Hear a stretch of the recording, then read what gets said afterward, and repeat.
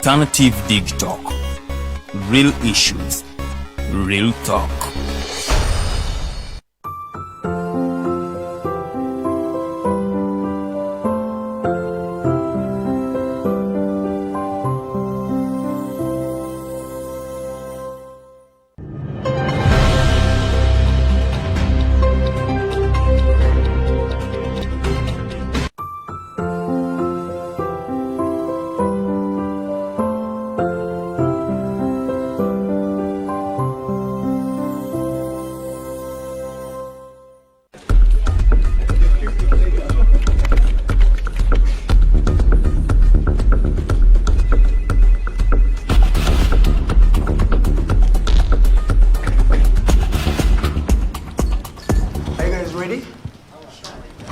South Uganda.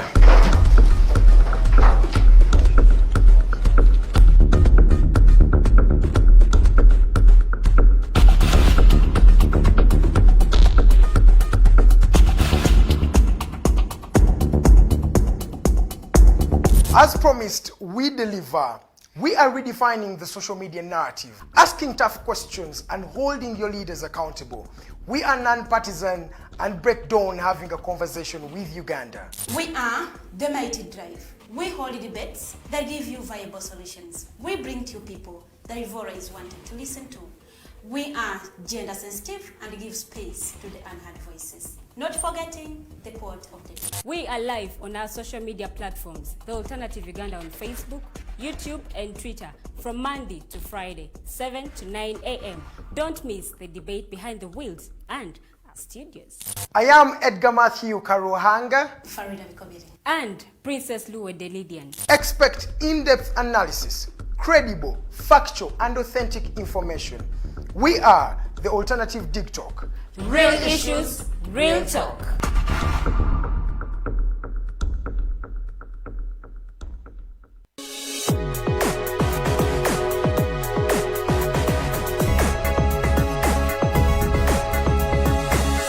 The Alternative Digitalk. Real issues, real talk.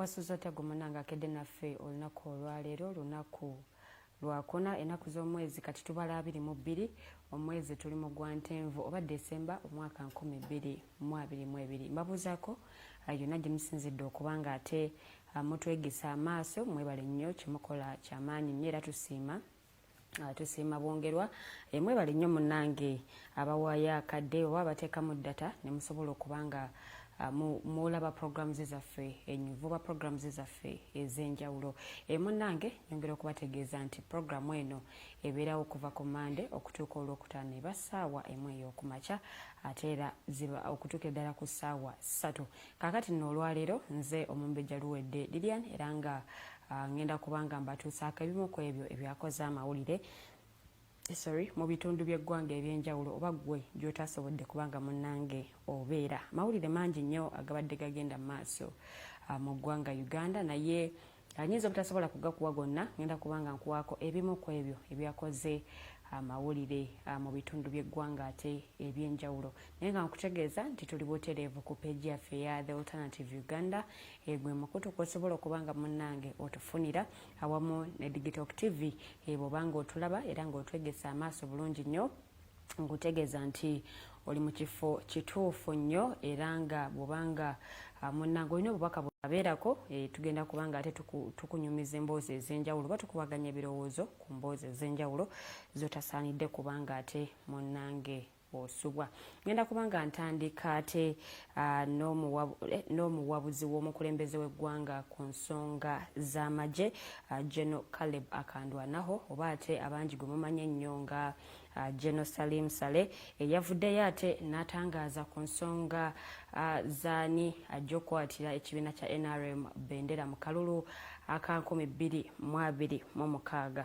Wabaddewo okukuubagana wakati w'abawagizi b'omukulembeze w'eggwanga General Yoweri Kaguta Museveni Tibuhaburwa awamu ate n'abawagizi ba General Muhoozi ng'ono nno ye mutabani w'omukulembeze w'eggwanga era nga buli omu agamba nti owaffe yagenda okubanga akwata bendera y'ekibiina kya NRM mu kalulu aka 2026. Naye ate bw'obanga ozze ogoberera ebigambo General Muhoozi byazze ng'ayogera yavaayo kwera gye buvuddeko n'ayogera ku nsonga z'ekibiina ekya NRM nga ye bw'atakikkiririzaamu n'ebirala ate ebiringa ng'ebyo era nga munnange nno General Muhoozi yategeezezza nti akakiiko ka NRM aka SEC Central Executive Committee munaye ke kalina obuyinza obwenkomeredde okubanga munnange akasalawo bakalondaani agenda okubanga akwate munnange bagamba nti engeri gyali ntono ye mutabani w'omukulembeze w'eggwanga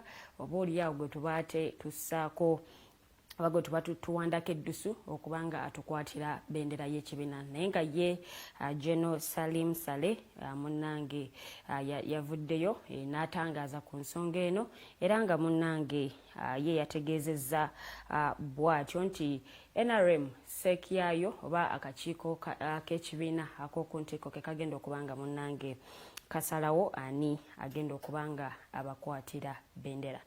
Ago nno ge mawulire ate agava esaidi eyo. Dr. Samuel Oledo ono nno yasisinkanye omukulembeze w'eggwanga General Yoweri Kaguta Museveni era nga ono yamwebazizza nnyo emirimu emingi oba emirimu emirungi gy'azze ate akolera abasawo. Kinajjukira nti ono nno yali omukulembeze w'ekibiina ekitaba abasawo oba Uganda Medical Association era nga ono munnange bamugjamu obwesige ne bamusikiza Dr. Edith Nakku naye nga ate ye teyasobola kubanga akkiriziganya na nsonga eno era nga yagenda mu kooti munnange okubanga yeekubira enduulu era nga kooti yo yasalawo nti agira asigala ku kifo kino okutuuka ate ensonga zino bwe zinaagonjolwa oba ate okuwaabwa kwe bwe kunaabanga kumaze okubanga kuwulirwa n'okusalibwawo ne basalawo ki ekigenda okubanga ate kiddako okukolebwa oba ani agenda okusigala ng'ali mu kifo ekyobukulembeze obwa umma. Ono nno bwe yasinkanye omukulembeze w'eggwanga munnange yamwebazizza emirimu emirungi gy'azze ng'abakolera bo nga abasawo wabula ate n'agenda mu maaso n'okumutegeeza ku kusoomozebwa kwe basanga nga bakola ate emirimu gyabwe. Gye buvuddeko abasawo babadde nga beekalakaasa olw'ensonga ez'enjawulo ne tulabako aba intern doctors munnange nga nabo beekalakaasa ng'ensonga ze batadde ku mmeeza kwe kuba nti ebikozesebwa bye beetaaga okubanga bakozesa mu malwaliro munnange ate tebimala n'okkubira gavumenti omulanga okuvaayo ku bannaabwe munnange abakola abasoma obusawo naye nga ate tebalina mirimu. So munnange ago nno ge mawulire ate agava esayidi eyo era nga munnange bo banna umma munnange bo bamugjamu dda obwesige naye nga ye teyamatira naki aba umma kye basalawo ko ye banekubira enduulu mu kooti tomanya ekinaavaayo kiyinza okubanga ate kirungi obanga kimuyamba okutwaliza awamu. Kakati bwe nneeyongerayo mu mawulire amalala poliisi yasisinkanye bannabitone okubanga ate boogera ku nsonga oba batema empenda butya bwe bayinza okukola mu biseera bino eby'ennaku enkulu. Kinajjukirwa nti ebivvulu byali byawerebwa okuva ekirwadde kya COVID-19 bwe kyabalukawo mu ggwanga erya Uganda naye ng'ate ku ntandikwa y'omwaka guno omukulembeze w'eggwanga yaggulirawo ddala ekonomi okuba nti abantu basobola okugenda mu maaso n'okubanga bakola munnange buli omu nga bw'asobodde oba buli omu by'ayagala, era nga mu biseera bino eby'ennaku enkulu bannabitone bangi nnyo we badde beetegese okuba nga baganyulwa mu kiseera kino nga bategeka ebivvulu eby'enjawulo era nga basanyusa n'abawagizi baabwe. Wabula Deputy Police Spokesperson oba amyuka omwogezi wa poliisi omukyala Claire Nabaka ono nate yavuddeyo n'ategeeza nti munnange ebivvulu byonna abategesi balina okubanga bafunye olukusa okuva mu ofiisi ya Inspector General of Police era nga bano munnange ebivvulu bino beetaaga okubanga bafunye dda empapula ezibakkiriza okubanga babitegeka obanga bakiliyaringiddwa bulungi nnyo era nga mu lukuŋŋaana luno olwabaddemu ne bannamawulire mwabaddemu Secretary wa Uganda Musicians Association omukyala Fiina Mugerwa era ng'ono munnange yabaddeyo nnyo n'asaba munnange abategesi basobole okuba nga bakolera wamu ne poliisi. Kino nno kikoleddwa okubanga beetangira ebikolwa byonna ebyokumenya amateeka awamu n'ebikolwa ate ebitali birungi ebiyinza ate okubeerawo nga ebivvulu bino bitegekeddwa era nga munnange abayimbi oba n'abategesi b'ebivvulu baasabiddwa okubeera ate okugulawo amaaso gaabwe ku nsonga ez'enjawulo olw'ensonga nti abayimbi abamu bagenda ku bivvulu nga tasoose kumanya oba ekivvulu kino kiri cleared. So munnange bano baasabiddwa okubanga bafuna clearance obanga babakkiriza okubanga bategeka ebivvulu mu biseera bino eby'ennaku enkulu. Poliisi ekyagenda mu maaso n'okubanga ekola kaweefube ow'enjawulo okutangira ate waliwo okutangira obubenje kakati ndowooza olabye ne abayimbi nabo be bavuddeyo okubanga babalabula ku ki kye beetaaga okubanga bakola n'ebyetaaga okubanga ate bigobererwa. Kale bwe neeyongerayo minisita w'ebyobulamu Dr. Jane Ruth Aceng yavuddeyo n'ategeeza nti munnange ng'eggwanga tukyagenda mu maaso n'okulwanagana n'ekirwadde ekya Ebola okwonokosa ekirwadde ekya COVID-19. N'asaba bannansi okubeera ate obulindala n'okubeera nga munnange beegendereza mu biseera bino eby'ennaku enkulu ng'ate bwekutegeezezaako wali nti ebivvulu bigenda kuba bingi, abantu bagenda kuba bangi abatambula, naye yabasabye abantu munnange beegendereze okusobola okuba nti tebakwatibwa bulwadde buno bwa Ebola kw'ossa ate ne COVID-19. Naga tesobola kutuula wano munnange ne tweyagala mu ggwanga erya China yo ate ekirwadde kino gye kyatandikira ekya COVID-19 ate munnange waddamu ne wabalukawo embeera ate endala still ku kirwadde kino nga bafunye abalwadde ate abalala. So n'asaba ne bannayuganda ensonga eno baleme ate okugibuusa amaaso wabula munnange ababeera ate abeegendereza awamu n'okubeera abasaale mu kubanga tulwanyisa endwadde zino COVID-19 awamu ne Ebola. Okay, ngenda kubanga ate neeyongerayoko still mu mawulire amalala. Security agencies bo munnange bategeezezza nti basobola okubanga bategeera baani ababa bakozesezza emmundu oba ebyokulwanyisa ebirala okubanga munnange babikozesa mu bukyamu olw'ensonga nti ebisinga ku bino basobola okubanga ate nga babiwandiisa.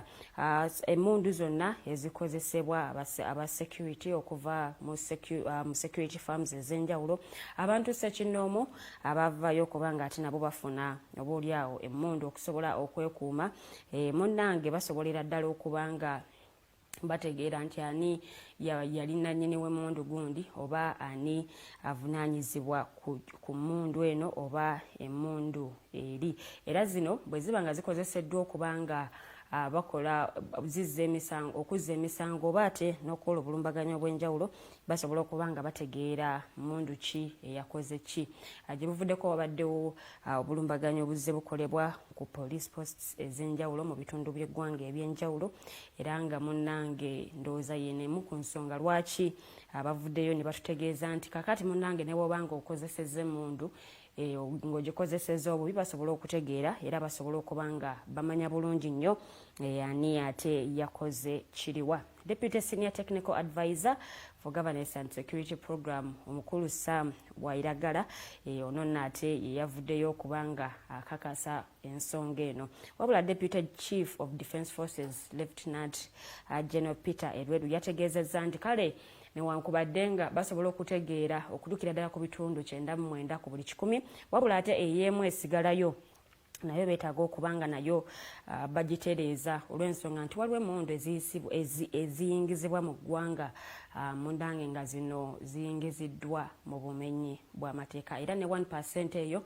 baagala nnyo basobole okubanga nayo basobola okugitegeera naye munnange wakyaliwo ensonga y'okuba nti waliwo ebimu ku byokulwanyisa nga emmundu ebiyingizibwa mu ggwanga naye nga tebiyingiziddwa mu butuufu wabula mu bumenyi bw'amateeka. So ensonga eyo nayo munnange bwetyo bweyimiridde. Bwe mbanga neeyongeddeyo still mu mawulire amalala eddakiika kakati ndaba ziri 22 ze zaakayita ku ssaawa emu ey'amakya g'olunaku luno olwaleero. Kyalaba Mighty Global News Updates, nze Omumbejja Luwedde Lilian okubanga ate nze kutuusaako byebyo nno ebimu ebizze bikola oba ebyakoze amawulire mu ggwanga Uganda awamu n'ebitundu by'eggwanga eby'enjawulo. Ngenda kubanga neeyongerayo Minisita omubezi w'ebyettaka Sam Mayanja yavuddeyo n'ayimiriza akakiiko k'ebyettaka mu district ey'Ekiboga era nga kano emivuyo gibadde mingi nnyo egikeetobeseemu olw'ensonga nti waliwo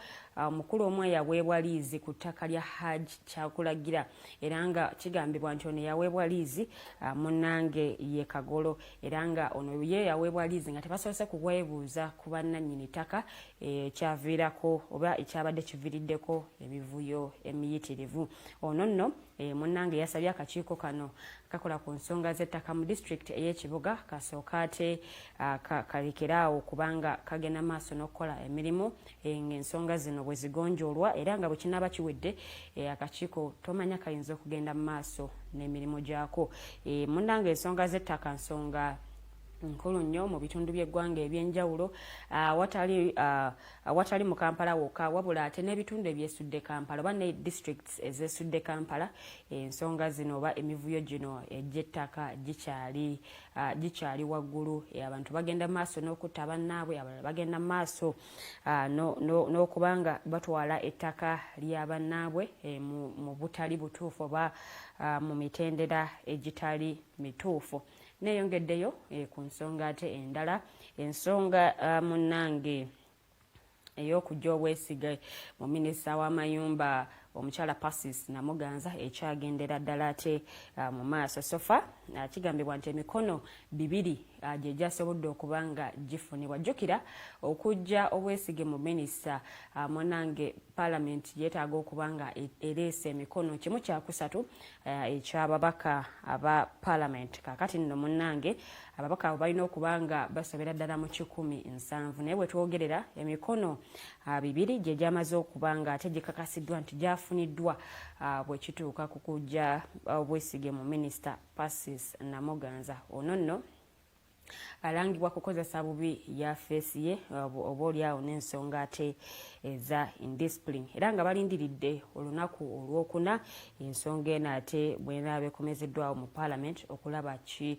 ekigenda okubanga kiddako. Ago ge mawulire ate agava esayidi naye nga njagala kubanga mpunzika neggulire ku nsonga ez'ebyokwerinda. Minisita w'obutebenkevu mu ggwanga erya Uganda Jim Muhoozi yategeezezza nti bagenda kujjayo n'ag'omu buto okulaba nga ate bafufuggaza abayeekera ba ADF. Munnange gye buvuddeko mu Ntoroko kigambibwa nti aba ADF baalumba ebyalo ebyenjawulo era nga bano munnange baali baagala kutta abantu naye nga UPDF basobola okubanga balwanagana nabo okukakkana nga 17 ku bo bamaze okubanga bakakasibwa okubanga battibwa awamu n'emmundu ezatwalibwa n'abalala ate be basobola okubanga bakwata.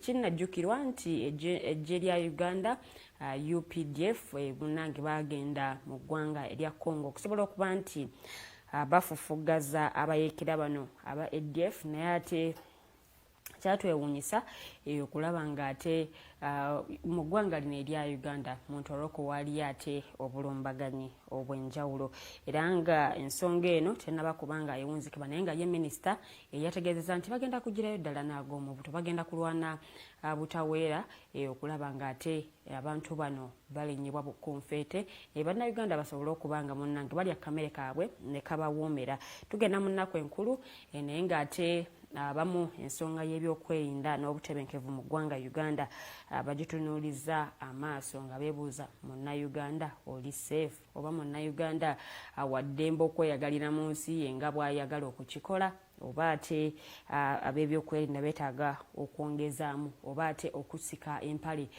ku nsonga zino zennyini ez'obutebenkevu mu ggwanga erya Uganda awamu n'okukuuma bannayuganda. So ebyo bye bimu ku byakoze amawulire munnange ate bwe nkuzaako mabega katono nnyo still ku nsonga y'ebyettaka Makerere baataddewo koosi munnange egenda okuba nga yambako abantu okwongera okusoma n'okutegeera n'okubanguka mu nsonga z'ebyettaka eyo nnyinza okuba nga sikuwadde details nnyingi nnyo amawulire gabadde mayitirivu naye ebyo ebimu ku ebyo byensobodde okuba nga ate nkumenyeramenyera ate naawe otegeere biki ebyabadde waate ggwe gy'otaabadde.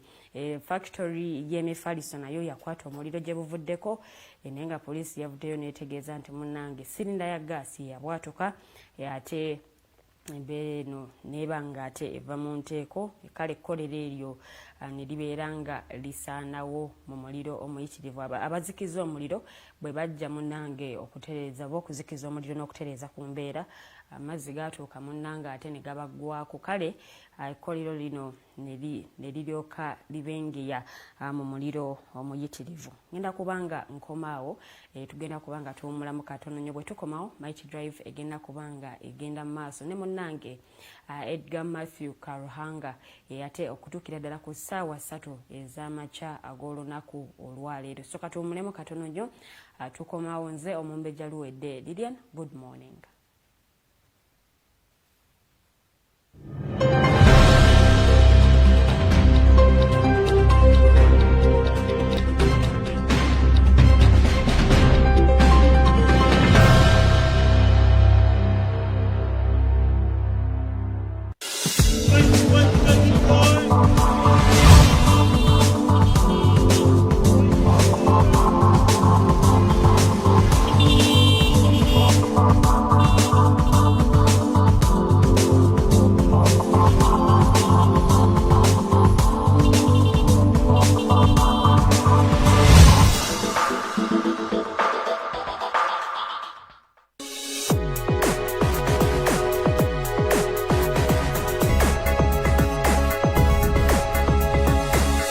The Alternative Digitalk. Real issues, real talk.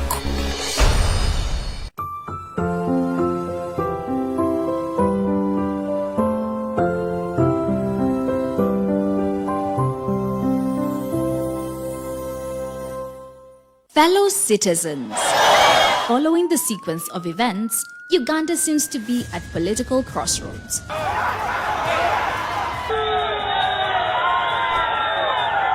I'm not a servant of anybody. Madam, I know the law. As such, Alternative Digital brings you the Interface Show with retired Colonel Dr. Kiza Besuje. Let's keep on the same page on Alternative Digitalk. As he gives you the alternatives on the transition question, rule of law, human rights and freedom, youth inclusion in governance, economic stagnation, as he confirms. I'll be always here Saturday from 10 a.m. in the morning. Be there. Don't miss the live discussion on the Alternative Uganda, Digitalk TV Facebook pages, and the Alternative Uganda YouTube channel.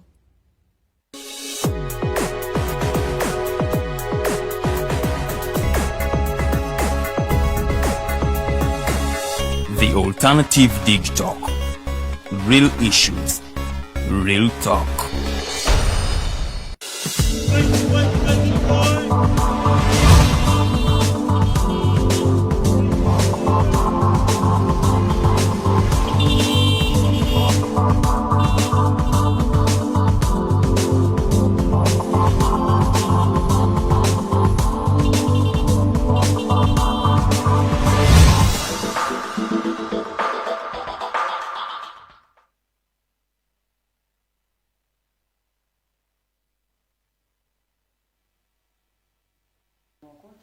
singa okuba nga olaba program ya Mighty Drive nze Omumbejja Luwedde Lilian era nga mu studios negatiddwako bannange okuli Edgar Mathew Karuhanga wamu n'omugenyi waffe ow'olwaleero kanso Kato Tumusiime. So tugenda kuba twogera ku nsonga ezikoze amawulire mu wiikendi awamu ne mu ggwanga erya Uganda. Tugenda mu nnaku nkulu ensonga z'ebyokwerinda, ensonga z'obutebenkevu mu ggwanga.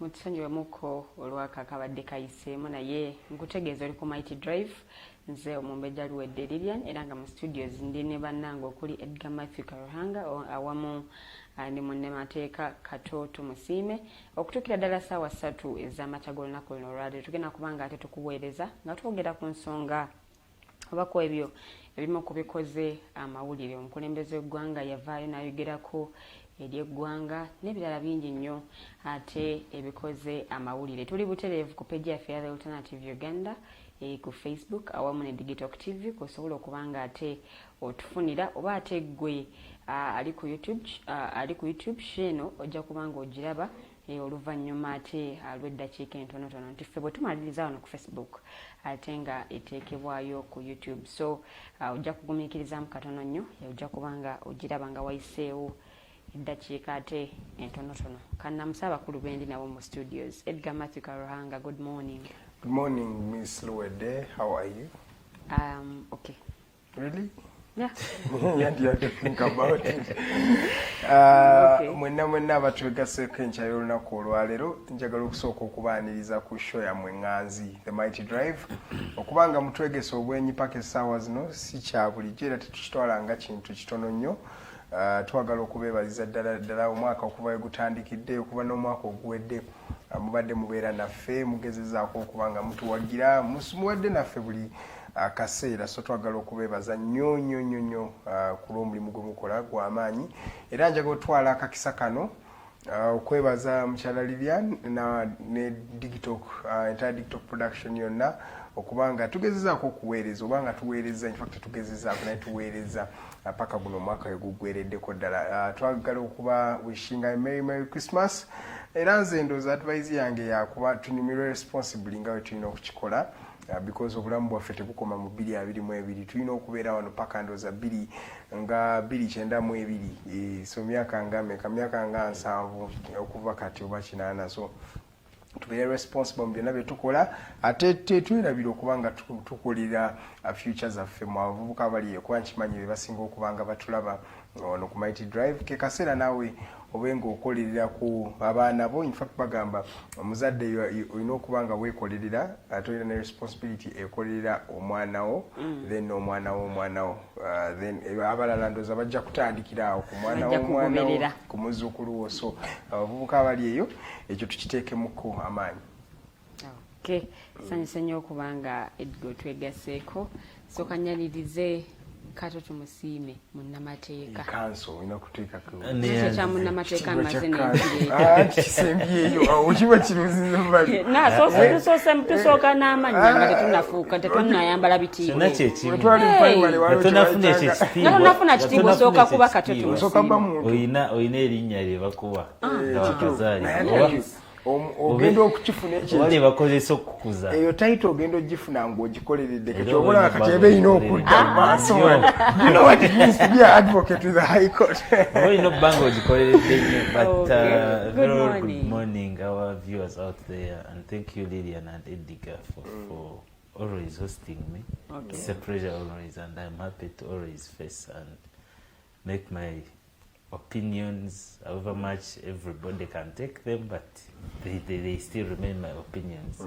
Okujjako the things that are related to the legal matters of the law have to remain as matters of the law. But opinions and personal opinions, they remain my opinions. So ojja mu kyoyagala oba ekirina ekikwongerako ebirala n'obireka. So that's how best and people should not demonize you for your opinion. No, or they demonize shouldn't. any other person out there. Like some scholar, Ross Capone said that it is every man's right to think for themselves. Yes. And then we leave the rest to God. But the first is by thinking. Think for yourself. What do you think about an issue that is raised on table? And in Uganda, and you have your own opinion. Lilian will have their own opinion, and Edgar. So we define opinion sometimes. The challenge is many people like to ridicule other people's opinions as long as they don't believe in those opinions. Even when you don't believe in my opinion, it still remains my opinion. Because just because olitakikkiririzamu n'akiraba mu ngeri ndala oli n'akitwala mu ngeri ndala oli n'alowooza byoyogedde tebigasa just because they don't believe in your opinion. Ate ogwanga lyaffe tubalina abantu we bati ate nga bo otuulaawo most of them don't have opinions. People don't have opinions. This is what I think about what do you think? If you say that my opinion is a wrong opinion, what is your opinion? What is your and they will look at you and say, but I according to what you've said, I believe it's wrong. So that's how it is, and it's easy for people to be thoughtful and to think for themselves. And to say that, I want to also add my voice on the voice of others to wish our viewers, our followers, our supporters a very Merry Christmas, and you should have a blissful one. But as much as we are enjoying the Christmas, we should be careful in what we do. We should be responsible people. Don't drink and drive. Those are some of the things that have been told to us day in, day out. Don't drink and drive. Your expenditure should be budgeted so that you don't spend whatever you have as if the world is ending. As if the world is ending in 2022. Yes. Remember that January is coming and you always know what comes January, in January. January has 73 days. You understand? So even what you are consuming as an individual, what you're having for your Christmas or for your New Year's Eve as something that you believe should be the best way of your celebration, it should be considerable of your health first. Yeah. Consider the soda you're going to take. Have you even checked its expiry date? Do you know its consequences at the end of it if you overtake a lot of it, or alcohol or whatever beverage you want to enjoy? Or the foods themselves, do you have their effects on your health at the end of food it? Poisoning. Yes, food poisoning. Somebody will eat on 25th, that's Christmas, but they will be crying of the stomach pains up to fast. Yeah. And because they didn't eat responsibly. Yeah, and sometimes most of the people, when they go to functions or they go to visit other people, they find most of them do self-service and plenty of food is on the table. But because you have seen some food type that you have not tested, you want to test it, and you want to test it in quantities. At the end of it all, that's why you not even enjoy your Christmas. I believe our schools or education curricula should also sit down and really teach people some etiquettes like those ones. Yes, things like food etiquette. I meet people, you go on a buffet and this gentleman or lady wants to put everything that is on the table. Everything. So at the end of the day, this guy is going to get a plate that is this high. Tenga supu ayike no in always gwena akute soda akute gomez. You know, it is always self-service. But I feel the ideal should be that when you go to serve yourself, serve something that you can finish. Yes, that's serve something that you are used that's to. The idea. But somebody will come and make the plate very full. They will eat even half of it and they will throw the rest of the food. Not considering the people behind him. Yeah. And some people will miss out on getting food, but because of gluttonism. What it a gluttonism? or being gluttonous. And when you do such a thing, you are wasting and you are causing a waste to the rest of the people. Some will miss on the food, and remember that there are people who have not even had a chance of tapping and even that food, putting their hand in a plate. So let's just we should be considerate, responsible. We should learn table manners. But as an individual, as you move out, watch out. That's why I was saying we should add them to the curriculum, because it feels our education at home is not doing enough, right? Because those things you may think they should be taught at home. Charity begins at home. Yeah, that sure, maybe some have really, not been advantaged enough to, you know, get such kind of experiences and food or things like that. So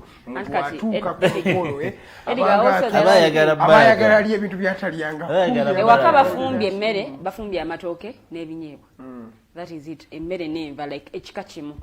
Oli agenze ku pate waliyo enkoko ensiike, waliyo eya supu, waliyo ennyama bweti, waliyo byonna. Kakati ayagala asimbe buli wamu, ayagala afune kati singa afune. At the end of it all, essowaani ebejjudde bweti. But the human body is akasozi. A human body is and I believe Edgar this time. Okulya byonna it's not a problem. I believe Edgar this time. Omanyi katono. Obalirire n'abalala kala abali emali. At the end of the day, Edgar, kyemmanyi at this age, Edgar omanyi that bwenteekako emmere bweti ebejja kuma. Yes. So why do you put extra? Anti kati oli enjala weemuluma ennyo. Ate ddala ngeno gy'ataddeko ntono. N'agamba kali kannyongereko.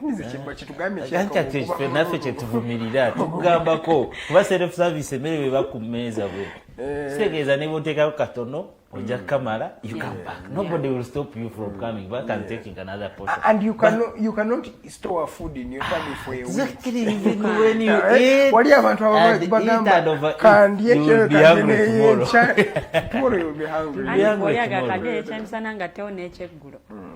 Anti abasinga they always say oyalaze nnyamaalo.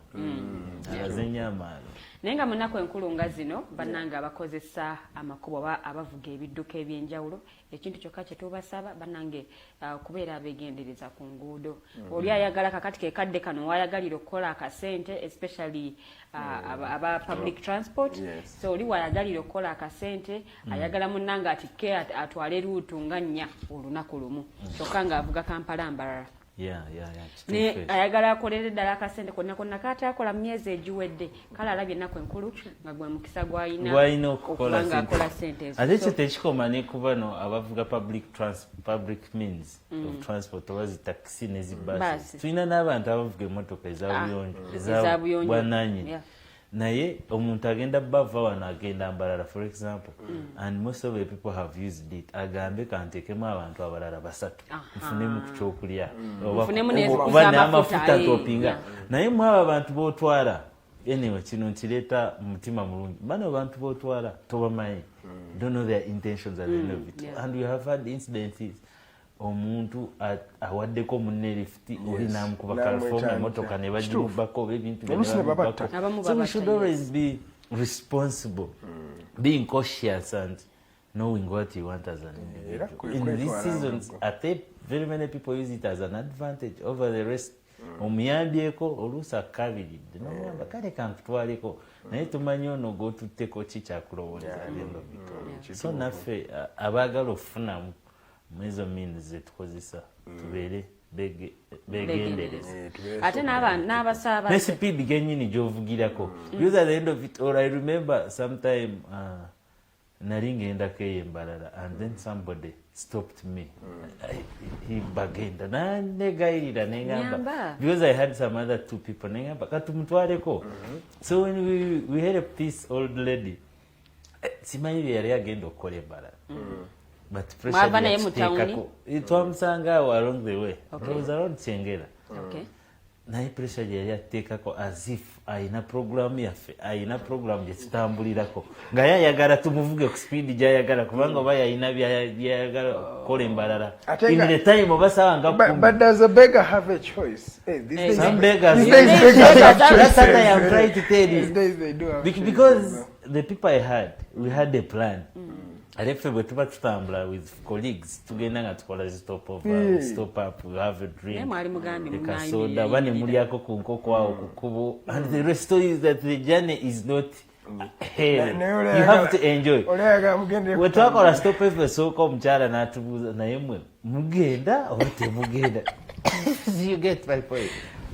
Nga tuvuga and he was like no you speed gyovugirako mutabani ogenda mpola mpola vuga tutuuke and the challenges we get at the end of it all and nga driver kyensuubira it is you on the wheels. It is you controlling the rest of it. You are the one who knows. And when you are driving and controlling that steering, you are not controlling the 3, 4, 5 people you are having in your vehicle. Yeah. But the people you are controlling go beyond the people you are having in the vehicle. Yes. Because ngenda kuba mne Edgar ne Lilian. Yes. But nze nganze nina baganda bange, nina bazadde bange, nina all other friends and relatives. Yeah. They are behind me. Ne Edgar bwatyo, ne Lilian bwatyo. You understand? So you, at the end of it all, you find that you are not controlling or you are not driving all the people succeeded in your car. Lilian and Edgar cannot drive also. Yeah, but your mistakes can cost so many of the people that are behind us. Yes, so we should be careful and don't look at the Edgar you're sitting with. You may be having quarrels or issues with Edgar, and maybe they don't know and you have not shared with them, but you want to revenge. But that revenge may also take your life. And it also affects the 10 people behind the 10 Edgar. or the many so behind Edgar other in people front behind. of Edgar. Yes. Definitely. N'abasaabaze nabo babiri basaale nnyo ku nsonga eno. Mutuula mu taxi kale nga driver ye yeevugira nga bw'ayagala. Mwenga mulinga cabbage nga musirise. Kakati bwe mutuuka ewali ofiisa ng'otandika owulira okwekalakasa ffe twamulabye ng'atandika. That means deep down also the people they are driving are enjoying the speed. Deep down they are also enjoying the speed because they only make those assertions after something has occurred. That's when you hear them that's saying, very dangerous. We saw them. Nze namulabye kale yabadde talina This person has already costed you a leg. That is dangerous to all of us because when you see somebody doing a reckless thing or driving recklessly, talk to them and be like, no, I speed in those but just because it is better to reach safely, late but safe than rushing and not even reaching. Never reaching. So mugambe no. Engeri joyisizamu emmotoka tebadde todda mu kifo. And these people are humans. They will understand. No boda mugambe tonvuga bwotyo sadako mpola tugende mpola at the end of it all tugenda tumanyi. And that all goes to planning. If you want to reach early ngoyo mchara yandizukuse mango era nafuna mini zinamutusama obane wevugane speed yo yagala at the end of it all wanga bobo yagala tuka sawa 3 mu town kyati kuzukusa sawa 2 n'ekitundu ekituufu sezuka kosa nga bukyali plan your journeys as early as possible so that you can be okujjako nze just njagala ku advising abantu abaliyo Ssekukulu luba lunaku lwa family nti kubeera n'abantu bewuwo family yo okutuula mu nyumya emu kumanya ku bantu bo so twala kana akadde neno opportunity neno chance ogende osoko meeting family members bo abaana bo balabyeko bazadde bo balabyeko baganda bo because Christmas is really ideally a day of family, a day to connect again, to really talk to your different people, to just find out because these days generation again say love and becoming less, a bit of family unity is less. So I think times like these ones, you should be able to maximize that time. Talk to your family, talk to your friends. Just let that day be a day to dedicate to your family. To connect, reunite. But then, when you talk about it being a family day, Edgar, it is not a do or die. It's not a do or die. For example, most of us, Nganze now, we don't come from within the centre. And most of our family members are back in the village. But I also don't come from the centre. Nga Edgar yekwago you are anyway, so we thought you are Omumbejja. Actually, the distance to your village cannot be the distance to his or to mine. This is what I'm trying to mean. And at the end of it all, however much we always want to be with our families on such and such days, inclusive. But it should not be a do or die. If you cannot afford the transport, because because you want to reunite with your family members, because you want to celebrate Christmas with your family. Yes. So if you had planned and maybe things did not go well, and you don't have the transport to take you to the village, and don't go to the village and then on first you are calling Kato Nyambayo Neche, I want to come back. This track and the bus, considerate of the economy, and some people, like I told you about, it is about how they spend. Because the excitement that so many times goes beyond festivities. And people overspend and they find you had themselves budgeted for $1 million, nothing. you are using $3 million now. It's true for it. So it goes about to plan. And by the plan for your journeys and be like, I am going for Christmas, I have 1 million and maybe I'm spending 200,000 and maybe that's how I will start my January. So, and so family, that you don't bring and family does not your problems on the rest of family does not actually necessitate you going to your relatives only, because these days, by the way, we have built family out of family, yes. right? So mikwano jo abantu abo boko stango kwa family wabaluwedde is family, go to Luwedde, just celebrate it, have muwe ya kalabo mubuze ko just Christmas ndoza abantu tebagaba birabo abantu abennaku Santa Claus kyeka yabula Santa Claus yabula ekitegeeza buli omu n'abula nayenga poliisi minister wa works and transport yavaayo naye n'atutegeeza nti munaye mu biseera bino eby'ennaku enkulu buli kiisi nti ovuga olugendo oluwanvu bw'ogenda tokomawo on the very same day, right? tokomawo ku lunaku lwerumu but then naye kiri ku SP Gamal yatugambye nti kiri ku babaasi be balina route charts naye ate abataxi tebalina route charts abavuga long route. But I feel it should be a personal discipline.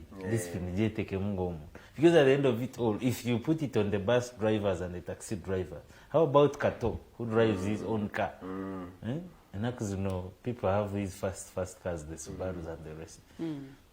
And I'll be like, I'm going to Barada and coming back today. That's a wrong journey.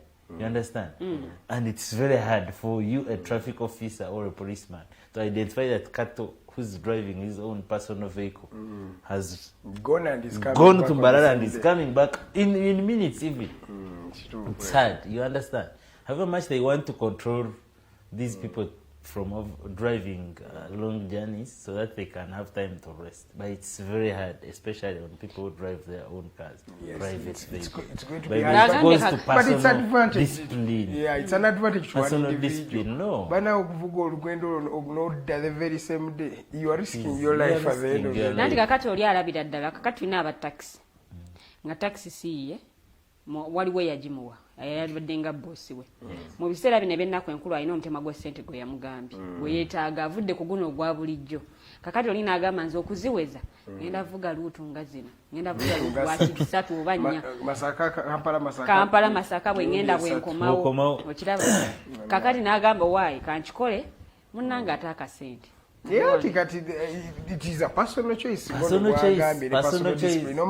Because the more you want to rush, the more you want to get your money as early as now. This is not the only week you have to what make is the money. cost? Still you have time to live.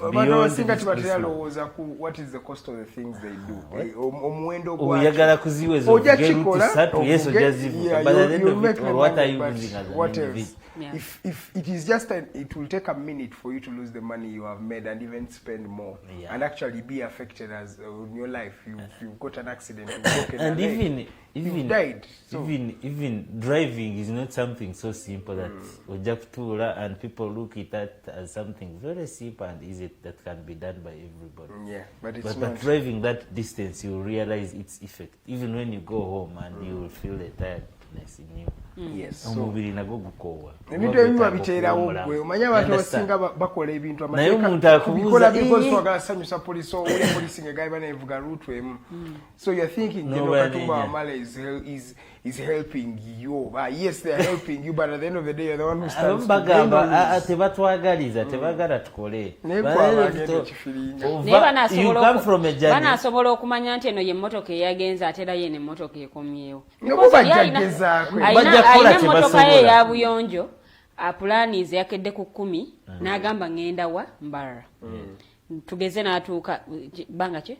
Sawa 5 sawa nganya n'atuuka Embarara n'agamba nja kusobola okutambula ekiro nkomewo. Ye muntu yomwe yavuze mu kugenda ye muntu yomwe avuga nga abakola ki nga bakomawo. Kati nebuuza ba traffic officers bana asobola okumanya nti ono ye yagenze because kati waliwo abantu abamu abagenda okugamba nti bagenda tambula nga kiro. Because nze ndabye abantu n'omugamba jo nabadde side zewa katugambe ejinja or even beyond Mbarara, for example. nomugamba nabadde nvuga but I feel very tired oli nakubuuza kuvuga buvuzi and you also tired get tired anti yamanyo bwotudde kakati onyola bunyozi bwoti that's right but when you're on that steering you're not only using the hands and the legs but your mind itself is concentrated and you know engeri gyokozesa nnyo obwongo bwo n'okulowooza it affects your mentality and you have to get tired you need to rest naye bino ebikwekwe okay kaweefube oba n'ebikwekweto bya poliisi bijja nnyo nga bya kiseera nti kakati bwe twogerere obubenje bwebadde bususse ku makubo ensonga lwaki tulaba nti kakati bavuddeyo ne measures ez'enjawulo okabinga ensonga eno kati bagenda leeta road blocks n'ebirala ne zino campaign simanyi tweddeko simanyi nati kati neebuuza lwaki tebisigalawo lwaki babikola mu kaseera buseera twalina kawunyemu ng'omuntu yeeraliikirira okutambula kale newankubadde anyweddemu eccupa emu ng'ate okubeera ku kkuba agamba bagenda kunkwata ate bwe bakwata kamera zibaawo wali ez'amawulire maliriza bakulatse ku mawulire naye kati neebuuza lwaki ebikwekweto naye kati ensonga eyo yakawunye those breath raisers jjukira baakakuwanga n'okafuuwamu that ka breath raiser but when covid came it was very hard for it to continue being used kubanga tosobola kawa Lilian n'okawanze n'okawa Eddie at the end of it all health issues also came in and we had to prioritize our health as people kubanga nange ng'omuntu wali tosobola kampani nkafuuwamu okitegera so ebimu ebyo byagaana ne road blocks on the issue of the road blocks and you remember when President Museveni ordered bubazijje ku makubo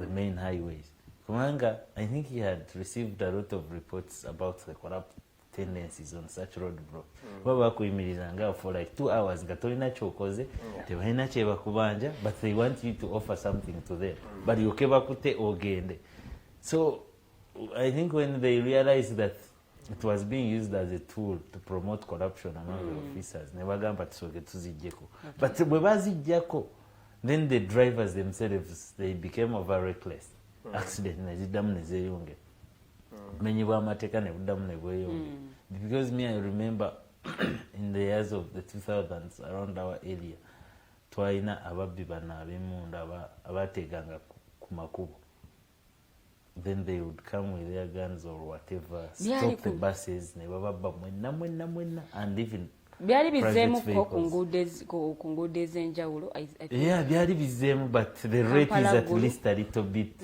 low not than it used to be like it used to be so kwe kugamba because the drivers cannot control themselves at least commute in road blocks but then now the problem comes in nti bana abantu abatera okukozesa the same routes they know that from here when you reach that spot waliwo road block when you reach there aba traffic batera okuyimirawo and you will see them the drivers giving themselves signs wano bali wano kupi you get amga bali maaso obugwe bati neyetereza oba badde tasibye musipi then they will see they put their belts oba badde tainachi that's how they will try to beat the traffic but ne boba okubye traffic katugambye ogiyiseeko it all goes back to you because bana traffic ekibateekawo it is kukuyambako otuuke bulungi gy'olaga but when you cannot realize that bajja kukuleka at the end of it all you will die and maybe to just add nze ndaba ensonga lwaki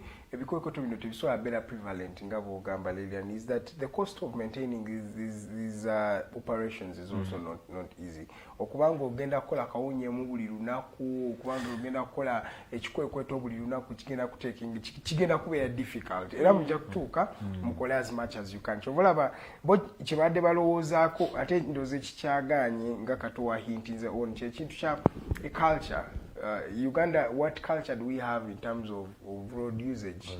So bagezezaako okubanga to inculcating that culture naye ndowooza oyo akatasi akugambye mbu we bajjawo road blocks ate kati speed neyeeyongera accidents nezeeyongera ekitegeeza nti nno the culture we still have in our mind is that I'm only going to do this because there is someone who's watching me. There is a traffic officer who's there.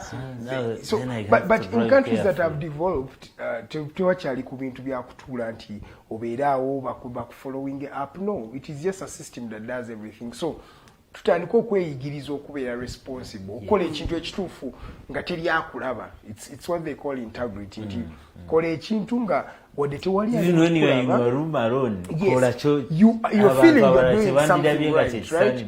Why do you need to wear a seat belt when you meet someone on the road an officer, right? Why is it that you only have to drive under a minimum speed when there is a roadblock? Why is it that why can't it become just part of the culture nti ne woba osomesa omwana wo okuvuga emmotoka bino ebintu ogenda bimugamba nti the fact is this is how the system works, this is how you can make it, this is how you can beat it.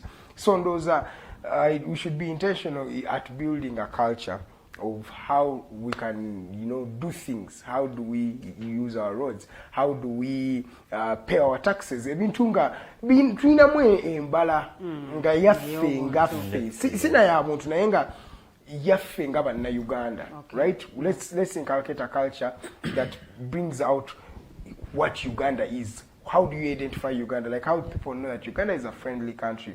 So we have that culture of being friendly. So in terms of road usage, what is our culture? In terms of education, what is our culture? Until we develop cultures like that, we on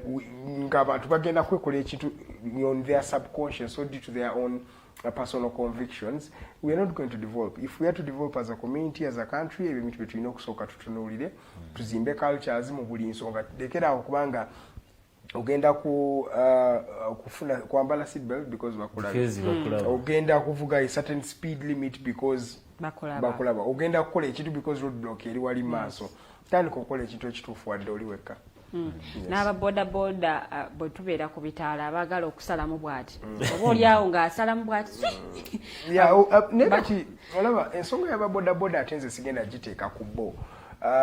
Omanyi Kato natera okwogera ekintu nti ekintu ekiba tekiri mu tteeka nga tebannakiteeka mu tteeka, that means kiyinza okuba nga kituufu because teri amanyi oba kikyamu nanti kakati bino ebitaala biteekebwawo ati ebitaala babiteekawo naye ebitaala amateeka agagavaninga ebitaala gakola nnyo ku mmotoka ku piki tebannabagamba piki muno in the constitution oba wano you have to do this.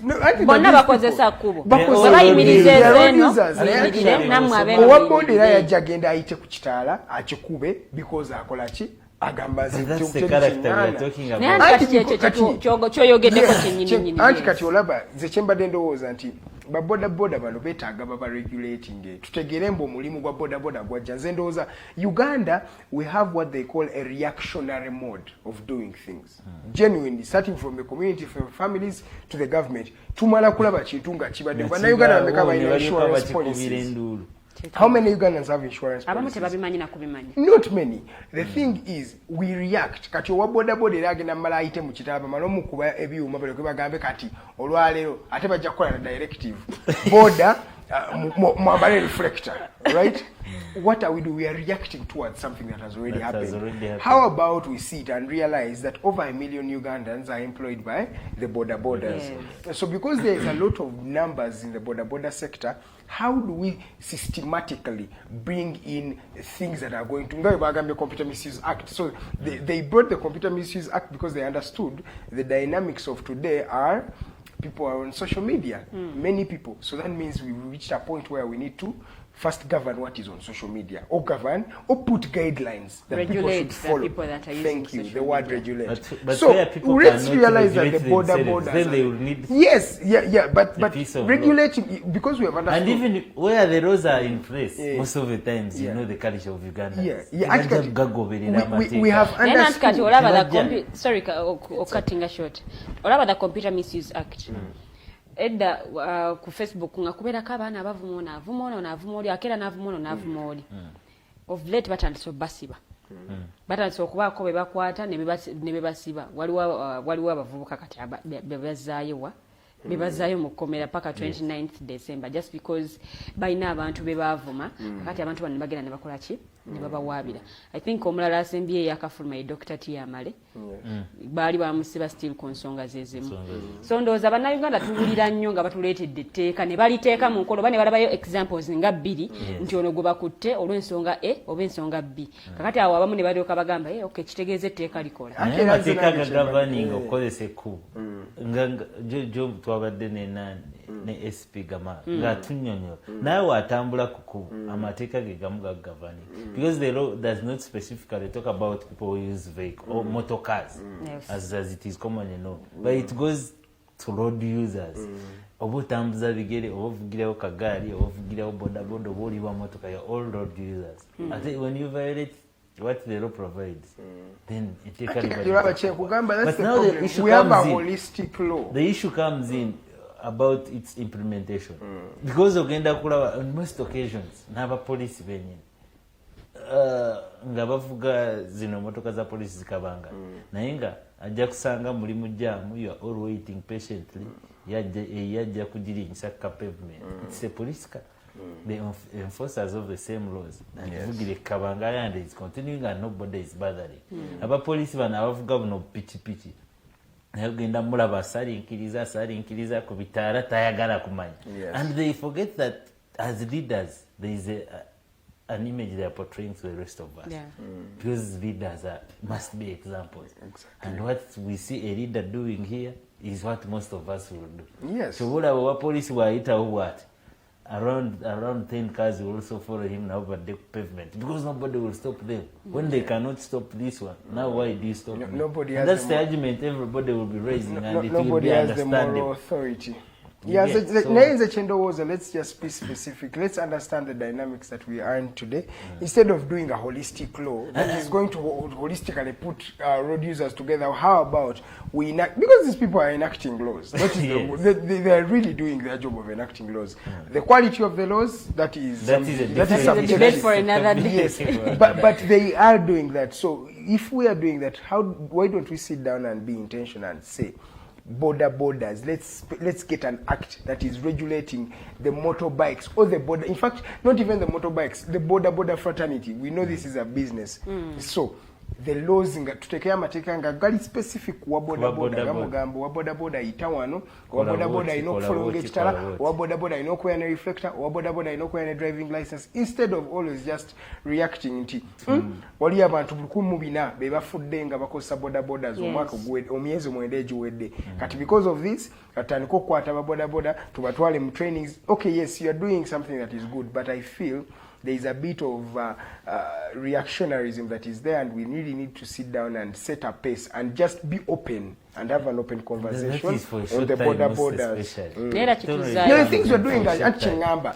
We are just treating the symptoms. Kituzayo kubina ebikwekweto byonna bigenda okujjanga waliwo ekizibu bigenda okujjanga waliwo ekituuseewo but singa tubikola ng'ekizibu tekinatuuka then we are creating preventive measures. Kati ngenda ku example abasajja abakola constitution ya United States of America, they know when the next president is going to be voted in power, right? They know that in 2024 by this particular month, on this day, the elections will be there. So the fact is, it's not about who will be president. It's not about who is going to be head of the police. It's not about what. It's about a system that they realized. They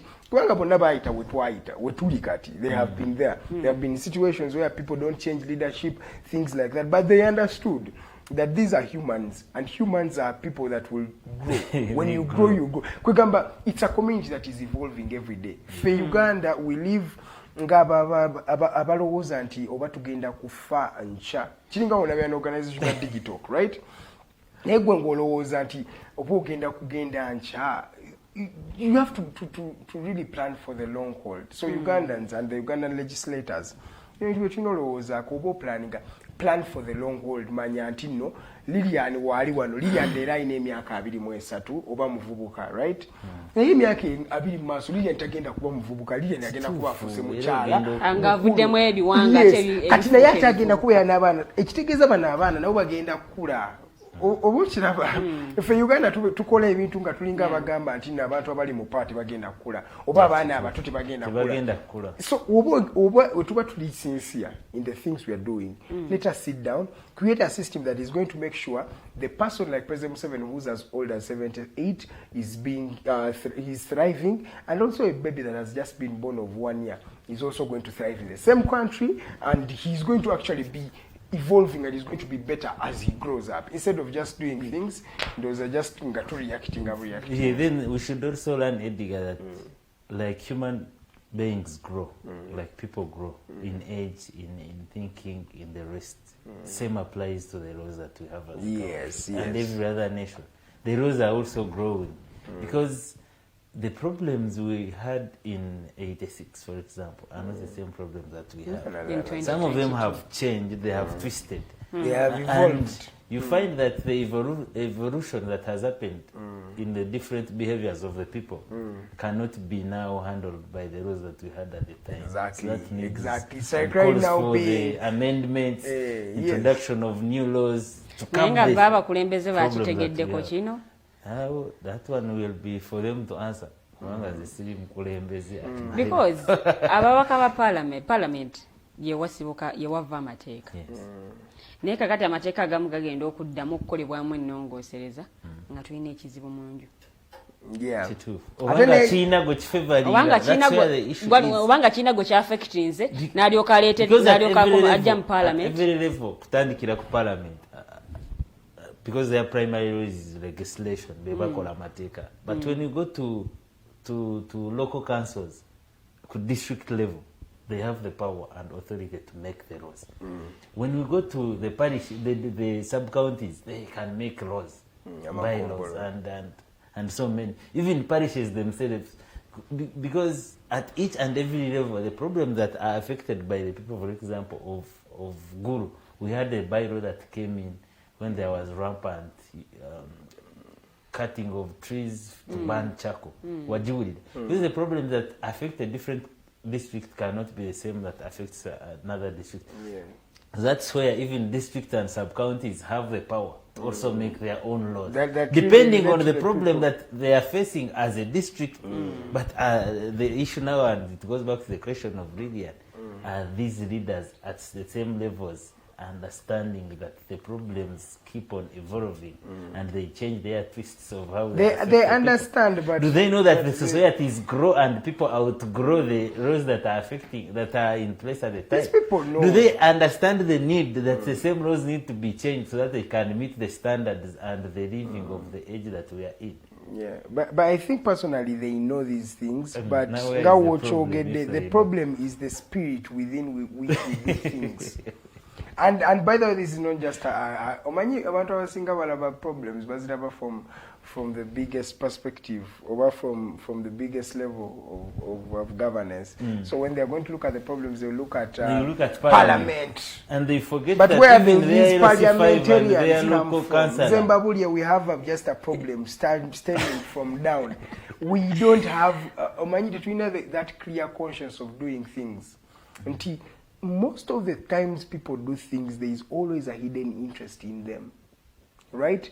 Even now, the people who talk to you, your friends, your community, there is always something that they want secondary from you. And some people do. There are very few people who do because things they from want the heart. They want to praise a group. Because look, I'm going to give you an example of this. Of course, the ICT Amendment Act, the Computer Misuse Amendment Act. Yes, you want to amend the act that was there, right? Because you're saying the tides and the political situations have changed. And we also agree. Is true. From 2011 to 2022, those are 11 years. There are a lot of things that have changed throughout the time. But then, what really take you amending is, I tell you to be specific. So why are you amending the law? Because right now you're also the law is also being holistic. And you get the when this one abuses this one, when do we entail and say that this is an abuse? So the chendo was utuba tuchuse ebintu nga tusezewo bichusa nga tugambye systems are evolving. Why don't we be genuine to ourselves and to the people we are working for? Because wogamboze ku amending a Computer Misuse Act totadde clauses zanjawulo zilyawo. Everything you've talked about has been in the other law or in another law that has actually already in the Constitution. So if you're saying you're amending the Computer Misuse Act, where is the amendment really? Yes. Right. So that is just an example of an entire problem that we have. So ogenda kusala wonti ogenda kukola decisions oba twagala kukyusa ndoza tukole ebintu nga tubikola from omwoyo nga mulungi oba from a right soul nti tutunuddemu tugambe waliwo ekizibu kino Look at, I'm going to give you the last example. When we're doing the age limit, right? It's the age limit. That age limit clause that was put there.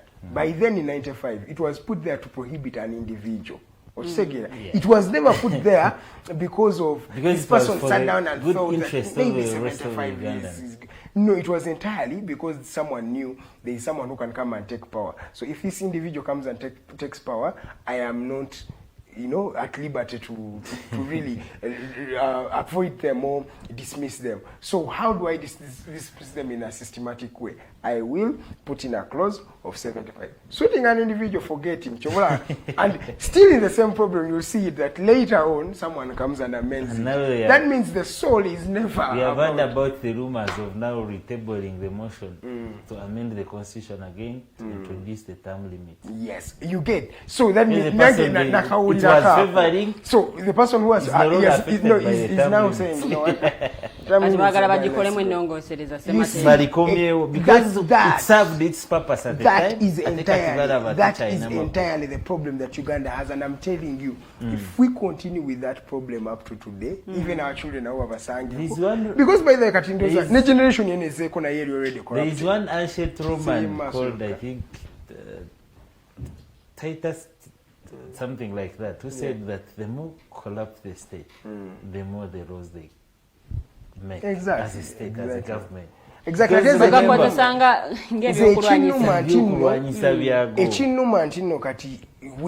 That generation has been corrupted already, right? Yes. Unfortunately, our 90s generation has also, the millennials have also been corrupted. And unfortunately, the Gen Zs, when abana bazalidwa 2000, which now bali corrupted, kati okudda motereza, because kati corruption is going down to even the youngest who has just been born today. So what we tugenda kukyusa system, that means fe tugenze abana baffe bagenze kati abana abazukulu baffe bukayi basobola okutaya in a generation that is already corrupt. No, but we have to and do it's our very part. easy for them to absorb Let's do our part. the corrupt tendencies. Yeah, because remember, the kids have already absorbed it. They have already, because they know a system is just running. Because that's why you see someone is thinking about a dynasty, the third dynasty.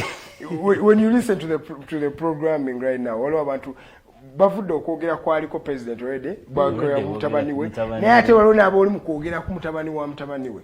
So that means the three generations are already corrupted. Eyegenze ekyenkugambe kati eri eyo kaji tusobola okusavinga ate we can only save it when we start doing the right things right now. And do the right things and so that we can give them away. Okay. Loza kudakika zino zenyenyini tugenda soka tuwumule mu katono nnyo. Bwe tukomawo tugenda kuba twongera okwogera ku nsonga ate ez'enjawulo zotasaanidde kubanga obuusa amaaso mu ddakiika zaffe ezo ezinaddako. So tugenda kuba tuwumulamu katono nnyo bwe tukomawo. The Mighty Drive continues. Good morning. Good morning.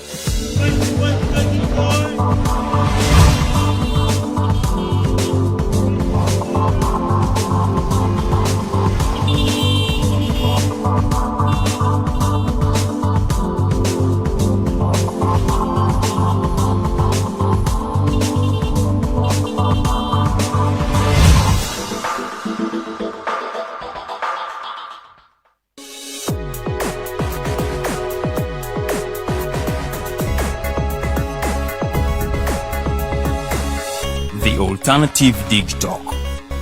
Real issues, real talk.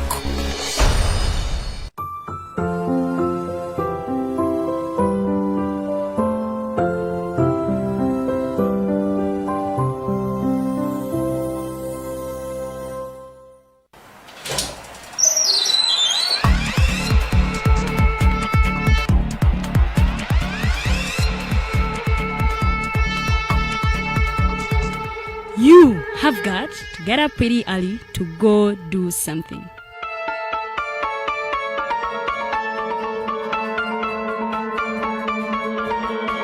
We are the Alternative Digitalk.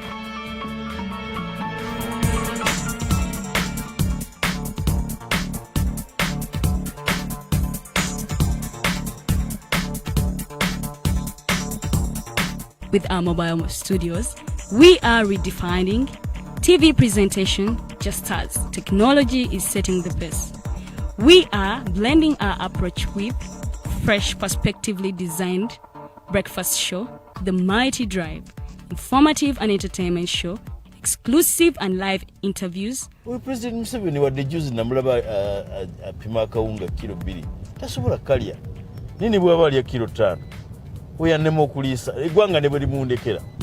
Njagala kwebaza the alternative Digitalk etuwadde kano ka Mighty Drive era n'abatuwuliriza bonna abali ku mikutu njagala basaba mugendo mu maaso n'okuwuliriza. All given to you just a click away on your phone, tablet, laptop, and smart TVs. As we are streaming live on our social media platforms, on the road and on the go. We are the alternative Digitalk.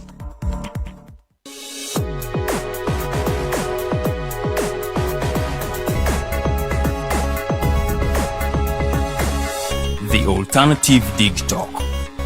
Real issues, real talk.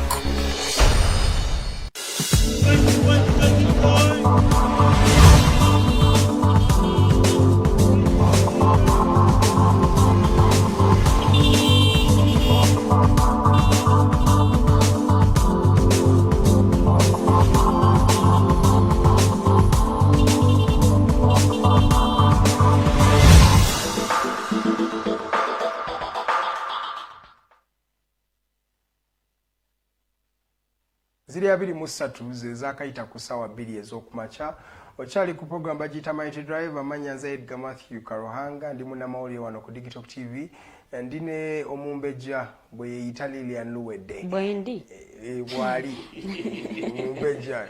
Everybody is a princess. I'm also a prince to my father, so there is no problem.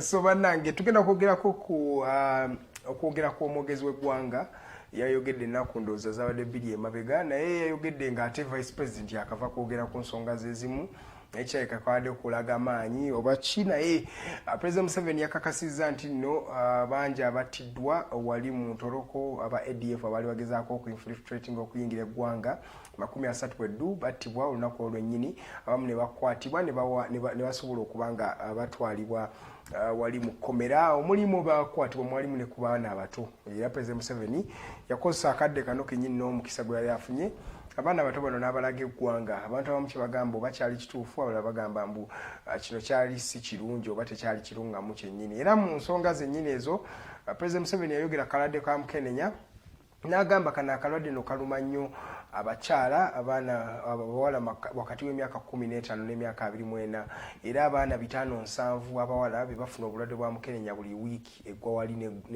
neggwako abawala 5-7 bafunye obulwadde buno bwa HIV. So mu kadde kana akatono ke tusigazza tugenda kuba tutunulira ku nsonga zino 2 tulabe president Museveni yali mutuufu mu nsonga ze n'engeri gye bareactinzeemu okubanga engeri president Museveni gy'adde ayogeramu ngenda tandika nawe Kato ndowooza otuwe gwe kiki olowooza munnamateeka president ayogera ku nsonga zino eza abalwanyi ba ADF right? Yes. Naye ng'engeri gy'ayogeramu abalwanyi okay yes bali apparently ba rebels naye president Museveni wayogera tainaamuka yadde tayogera ku nsonga yonna eraga nti bagenda oba bali mu kukwata bano bantu batwale mu mbuga z'amateeka. You realize that ebikuukutu byonna ebikoleddwa it's just kill on spot. I don't know, is this the mode of working? Is it because these people are armed that they have to be taken out? Because it's gunned down from the time these things have been happening, we realize it's more of a mode that is just going to kill rather than to apprehend or to try someone. Simanyi ensonga eno ogiraba otya kanso katonga tunawana kwogera na ku nsonga y'aba ADF okubanga nze njagala kutunya from a lens of the law. Kino kye tukola kye tulina okukola oba just because I think it's luba lutalo buli omu abenga afa. Nayanziza nnyo Edgar. From my perspective nze ndowooza si lutalo as you want to turn it. But under different laws, even the Police Act, even so many other laws in that field, that legalize the operation of the armed forces, there is a provision they normally use that we call reasonable force. Reasonable force. If they are coming to arrest Edgar, Edgar is holding a panga. Which force can they use now to overcome Edgar, and Edgar can finally be arrested? That is the use of reasonable force. In the real understanding, arrested, not killed. In the real understanding, it means that Guamanyi golesenga Edgar. Katugambe gwe bajja okukwata bazze kukwata Edgar. Amanyi golese ne police esaanidde oba amagye gasaanidde okukozesa amaanyi almost gegamu proportionate to what force you have used as Edgar. Yes. Kati kituleeta ku bano abalumbaganyi and the rebels. Which force do they use first of all?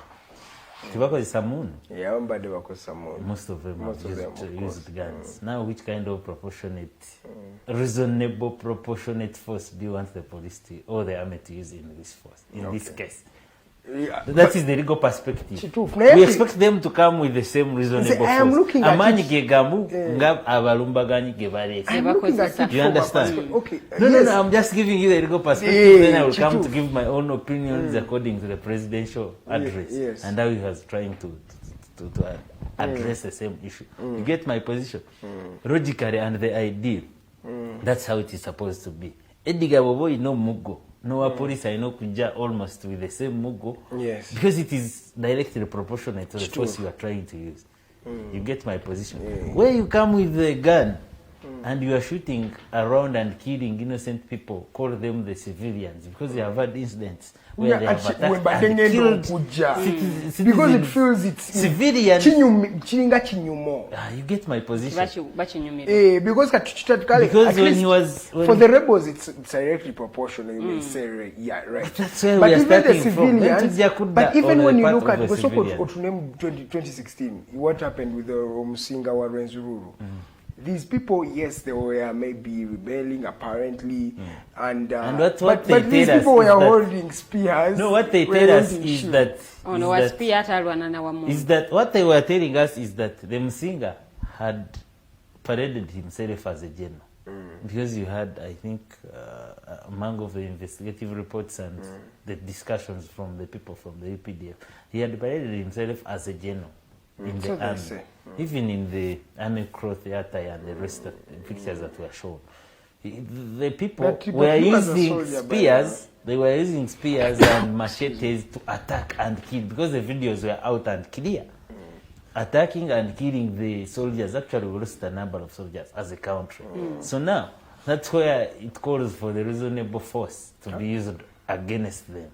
But the Usagara agenda Barenzuru and the rest, because the facts.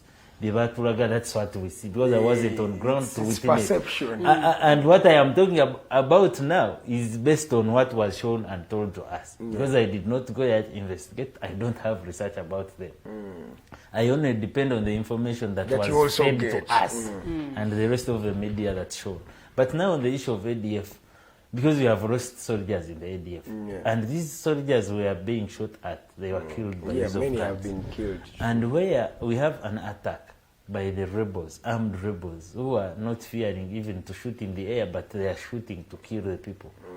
The direct, proportionate, and reasonable force to be used against them is also to shoot against back. them. But now the shooting should differ from the one used by the rebels now to the one used by the armed officers. You understand? How? And on part of the government. Because the interest of the UPDF and the police, the armed officers of the government, that's a legal force, not like the other rebel force. It is now, it should not be aiming at shooting to kill Edgar, who is purporting himself as a rebel and whose intention is to kill an innocent civilian or a soldier like any other soldier. But their intention should be to disable and disarm these rebels. People. You get my position? So when you have disabled Edgar, Edgar cannot shoot anymore, Edgar cannot run anymore. Then you can now come and arrest and then take them to courts of law and then try them. And if you find them guilty, go ahead and sentence them. So that they face the wrath of what they have been doing as a rebel act. But in so many instances, even when they want to disable and disarm Edgar or a different rebel, sorry for using him, Edgar is not a rebel, our viewers, but I'm using him as an example so that we can get the clear view. In the instances where they are trying to disarm and disable the rebels, sometimes as human nature, so many are killed in the same, because it is an exchange of firearms and bullets and the rest. So you don't know who you have hit, where you have hit them, and how hard you have hit them. So that's why we have had instances of having rebels being killed. But we have had rebels also being arrested. Because when President was addressing the nation, they paraded a number of young kids, young people, 14, 17, 16, and if you follow the few clip that was played on his address was showing how different people were taken into joining the rebel forces. But that is now the issue of the investigative officers to come up with the evidence, because when you parade these kids in the courts of law to give evidence, there is what we call a viol dia. There is a trial process that we have to take these kids through in the legal perspective, because before you bring an infant or a person of tender age below the age of 18, like we call them, most especially in criminal, we normally take 14 years and below. We take them through a process of viol dia to have an understanding of whether this young boy of 7, like he was on the TV trying to explain so many things, do they know the importance of giving the truth? Do they know the impact of the evidence they are giving? They're giving to their lives. They understand clearly what they are talking about. If this person was saying about a person A, do they know that person? You get? So that's a process that we need to take them through in the legal perspective. Before their evidence can be taken in as evidence to incriminate the person they have actually talked about, they must go through that process called viol dia. That's why they will ask a kid, a person, because you have had it so in so many other cases where you have had people even of 3 years, 4 years, 5 years. You know, Edgar Manyi, olimu kristaayo soma, mbakubulirako omugaso gw'okwogera amazima bw'olimba obaaki. So you are getting the questions of this kid, of this child, and you are interpreting them as a person. Do these people, these young boys and girls, understand the importance of telling the truth? Do they know how impactful this evidence is to whoever they are giving it? You understand? I think they erred somewhere, even playing the same clips on the TV. Because if they talk about Kato, now what do you expect of a person like Kato? Will they still be in the same places where they are? They cannot. Are you not trying to portray your loopholes and the evidence you have against these people? No, but Auntie, that's the problem. This government of ours likes to prove points. So I don't know. Even where the same evidence has been given, and we have not gone through the processes that are provided for under the evidence. I don't even see the relevance why those kids should be put. This evidence will not be relevant, and it will not be. Why did the president bring those kids admitted? On TV? Why? It does not make sense. Yes, we saw some kids there, but that's enough. Why do you bring a video of a young child? This is a child. By the way, I don't know, from a feminine perspective, because for us we may be speaking as from a feminine perspective, I told you Jakuzara over Zadde over something like that. Your mother just. How do you feel? Banabana bato. Yes, but it's what they were calling. Nino were parading amongst on national television. The whole world is watching, and you don't play a video for the videos went for 20 minutes, and you're showing young children. These children have a future. Banabana tapa jeopardizing kwa nkati banabana. Imagine whoever batadenga baze mu communities. Will the community welcome them? They will be stigmatized. I don't know. They will not have peace at the end of it. I think yachikoze kwagala kulaga that is politics, I know. Waliwo ekigenda mu maaso, waliwo kyetukola tusobodde okubanga tufuna abantu bano. Ebikolwa ebikolebwa abatujju ne bwabeera omuntu omu biraliikiriza eggwanga lyonna. Kakati ndowooza yakonsiderinze bannayuganda abatambulanga emitima gye beewanise nga beeraliikiridde n'agamba why bano kamba balage nti be bano wetu tuuse because tulina operations tulina operations sujja right abajasi b'eggwanga erya Uganda bagenda mu ggwanga erya Congo kusobola okulaba nti bafugaza ba ADF. A lot of Ugandans had questions ne kakati bano abagenda kye kituufu kye bakola nga tetulinayo kye tulaga nga tebalina kye bakola ki kye batulaga ndowooza be bano be bakwata ne bagamba okay kakati kye kino ekiraga nti tulinawo kye tukola oba wano we tutambudde kinagambe Kato kiri nti okay nga we had the ability to okukwata bana abaana we are able to arrest them and bring them alive, right? Yeah. That means that was a personal choice. Yes. That was a choice. No, it wasn't a choice. It was a choice. Because, anyway, what we are told, Edgar cancelled away. What we are told and what we are shown in the news from the spokesperson of the APDF, and I think the police talk about it, is that there was a fight. Yes, of between course. There should have been a rebels exchange. and then the UPDF. You understand? And in the fight, we lost soldiers, we lost civilians, and we lost rebels. And after losing so many people, the remaining people were arrested. Those kids. Yes, they were arrested, and some they told those us were that the some only ones that were arrested. Tried to flee back, and then they were eaten by crocodiles and the rest. That is another story. So in all the people that were arrested, there were those young children. Those maybe what they managed to get. Or that's what they showed us. Oh, that's what they showed us. But Edgar, we go and eradicate everything. Gun and remove, go and annihilate. No, what I was trying to tell you, many people enjoy those things. What I was trying to tell you, Edgar, is I have not tried to learn what was the intention of the president parading these people on camera. But to give the same evidence that we need as a country, because we need to interdict these people, we need to try them in courts of law. But where that evidence has not gone through such a process, so that it can be admitted. As a lawyer, are those videos even credible? Can they even be used in court? Can those statements that were made by those kids actually legally count in maybe a case against them? When we are looking on whether such evidence can be admitted, where such evidence is admissible or inadmissible in courts of law, for it to be able and used to convict a person, we look at the circumstances where that evidence has been gathered from. Where was that place? Was it conducive for them?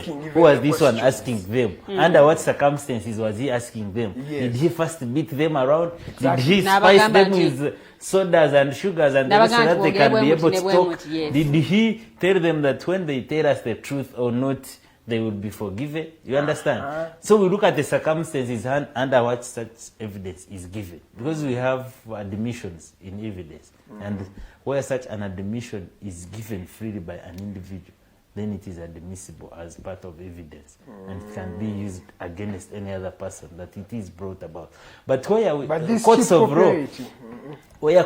law find out and reveal that the evidence, whether they call it an admission, has been given under duress, undue influence, or where it has been given by coercion and use of force, then such evidence cannot be admissible in courts of law. So we have, and the courts of law will actually take a step to look under what circumstances, the environment, such evidence was given, and which people, because we have the different groups of people that can give evidence.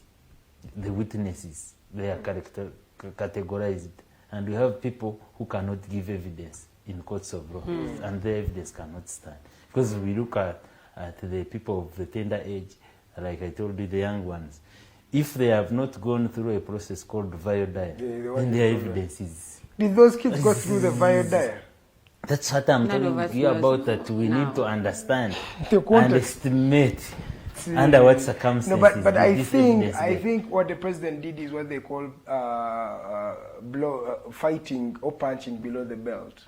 Yes, that is below the belt. According to you, maybe. That is because I wonder if President Museveni, how would he feel if maybe his grandchild had a challenge and he was aligned in video like that? To me, on a human perspective, I feel Edgar. The reason as to why such people were brought to on record, so that they can give and state what they are stating. Yes. It can be based on two things, first of all. First of all, the first one is that the president himself and maybe the people in the security wanted to prove the citizens, us, me and you, who have always been asking, what is going who have always been asking, so that they can show and prove to us that they have worked and they have these people arrested. You understand? That could be one. Secondly, is a tool to be used, should I say,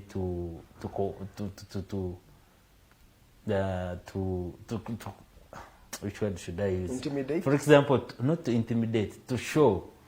To prove the other people, me and you, Edgar, that even when our parents can force us into going and joining such groups, but this is the impact what it will cause at the end of it all. Once you are arrested, you will be paraded on a national TV, the whole country will know you. You understand? So it is a tool that can be used. Okendeza n'okukomako ku balala so that they can understand how bad and terrible it is to join such forces. So I can relate it into such kind of situation. But that is politicking with the lives of young children. Let me tell you, I'm speaking as a journalist. As a journalist, just a minute. Zenga munna mawulire nze sikkirizibwa nakwata mwana ali muto like documenting a young one's nomuteka mu video nga that is a general but it has exceptions. That is what I think they consider. We have a challenge tulina betwagala okukola naye ate ne twerabya the fundamentals of things mu mateeka genyini fundamentally even when someone is a rebel, right? They still have their rights as individuals. They have their rights. These are rebel children. But such rights can be waived at some point. You have to understand that. To say. So at what point do we waive? The general Edgar. Because it feels it's good when we are waiving those particular laws or those particular rights in support of someone or somebody's what they like. If it's not about them, then the rights won't be waived. When do we reach a point where we have a certain leveled field that, yes, as Ugandans we have these challenges, but this is the bare minimum we can go. These kids, you have realized, first of all, they are kids. The fact is, if they are kids, obongo wa buto. But it's impossible. There should have been, there was an intentional getting them and taking them. So that means, since they are minors, we can think and say, at least let's try to keep. Because like I told you, Edgar. But like I told you, where is that kid going to work? Like I told you, the parading of these kids can be used as a tool to demotivate their fellows. To demotivate their fellows. In this particular time, we are using those kids to leverage and show that we are doing something. It is Chinagambe. At the end of the day, the soul. That could be one reason. That could be one of the reasons. Yes, but another one, the second reason can be, like I told you, to demoralize and discourage the rest of the people in their same age brackets and even those who have an older age than they have, so that they can know the impact of joining such rebel groups and how bad it can be to you as an individual, because they will run that when you are arrested or when you are interdicted, you will be paraded on the same national TV and your image will be viewed by the rest of the world. And that's how terrible it can be to you. So the best way to avoid such kind of, embarrassment is to avoid joining the same groups. That can be another tool, like I told you. Okay, but I have not read the intentions of the president of parading these people. For me, I know these people have politics. UPDF abajasi b'eggwanga erya Uganda bagenda mu Congo okuba nti bafugaza ADF. Wayita ebbanga kitwewuunyisa okuba nti ate ADF erina weeyisa ate neyingira mu Uganda nebatta banna Uganda.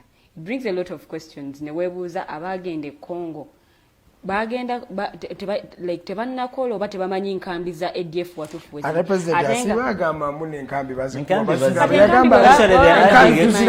yagamba mu enkambi bo baziraba buli wamu they already winning.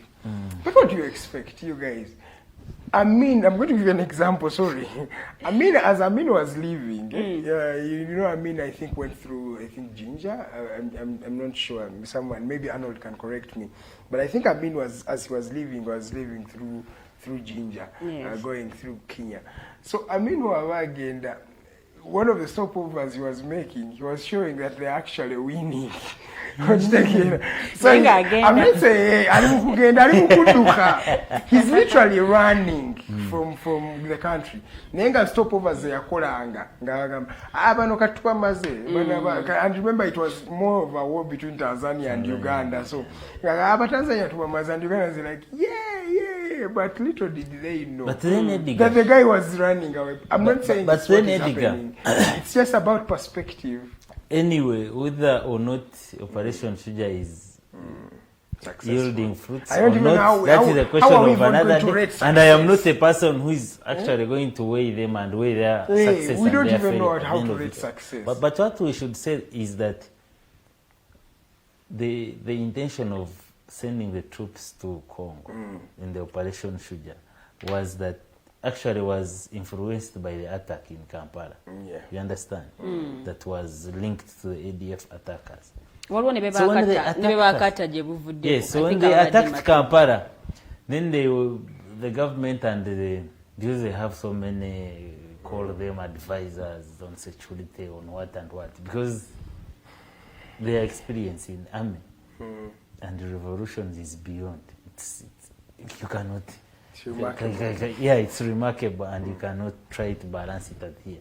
They felt that the best way to control such attacks on Kampala and Uganda is finding these attackers where they are hiding and hitting them from there before they can come to attack us. Because when they waited for them to first come, and then that's when they can interdict them and hit them, it did not work out. So they want to look for them there. They realized that waiting for them in Uganda is actually putting yourself on a time bomb. So let's because they did not know when they could come back. The last time we went then that's why they decided to go and find them in their hiding places so that they can hit them. But then look at this point that these ADF and rebels, these are organized groups. We should call them organized, and they are not in one period and one group. I remember some time back, UPDF tried to attack Joseph Kony, and what they could bring to us were the saucepans, were the blankets. You remember that video?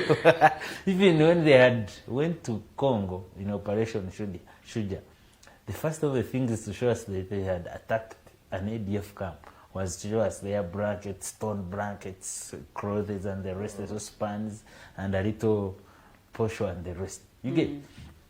And to say that these ADF and other rebels, if you have tried to understand how rebels organize, they have an organization, they have leadership, they have intelligence themselves, so they are not there that they will sit somewhere at Digitalk and that's where you find them and bundle them or kill them, and that's the end of the story.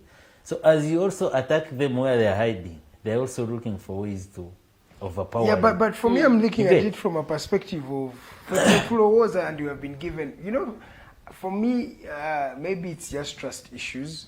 But when you are lied for a long time, you're lied to for a long time. You're also skeptical in believing some things.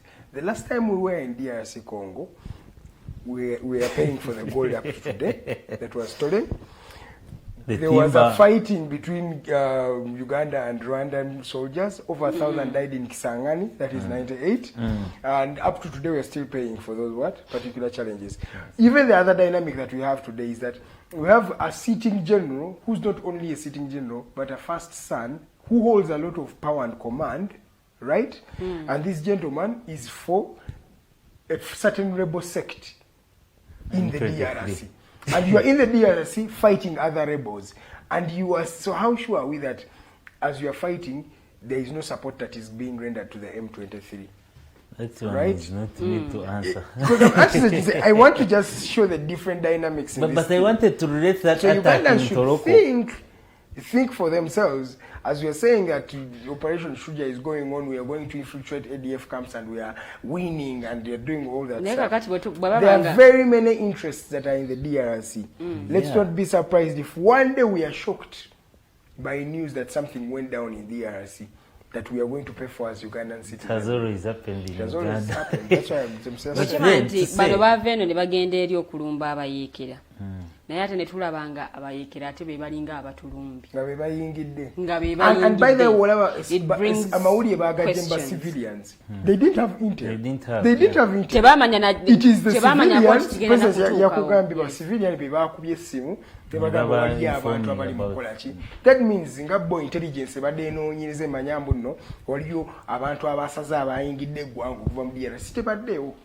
You see, that's the magnitude of sometimes the. But then we have to credit the civilians and the community of course, for their vigilance. Let me tell you, you can never win. And that is something that we can do as communities, as individuals. Because at the end of it all, we want peace as individuals. You can even the Musevenis were helped by civilians. It's the civilians that died for President Museveni. Many people. That's one trick. Civilians are always the cost of. That's one triggered me to think about the attacks that were made in 2010 World Cup. You remember that? Yeah, I remember that. The Al-Shabaab thing. Yeah.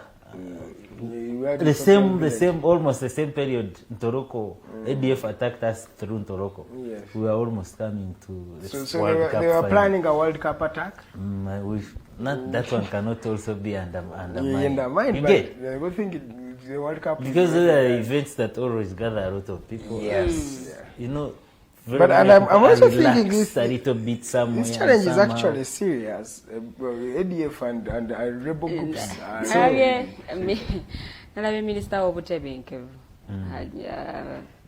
Jim Muhoozi ng'atugamba nti bagenda kujjayo n'ag'omu buto.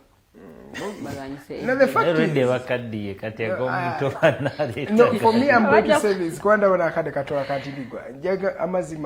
If for the rebel groups that are out there, I think they are fighting a losing battle. And the president told them, you either surrender or we kill you. As president but also said, is there room for dialogue? President Jagambi, of course, room for dialogue is always there. But let me tell you, houses. I raised this at some point, and then one gentleman said that governments don't dialogue. No, the room for dialogue is there, but the genuinity of the dialogue over time.